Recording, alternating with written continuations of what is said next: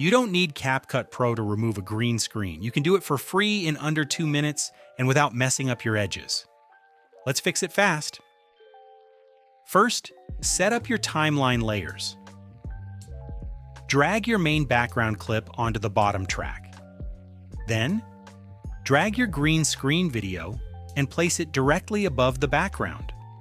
If the green screen isn't on top, it won't overlay correctly. Now click your green screen clip so it's highlighted. Head up to the top right corner, select the Video tab, and click on Cutout or Remove BG, depending on your CapCut version. Check the box next to CHROMA key to enable it. Once CHROMA key is on, you'll see the color picker eyedropper icon. Click it.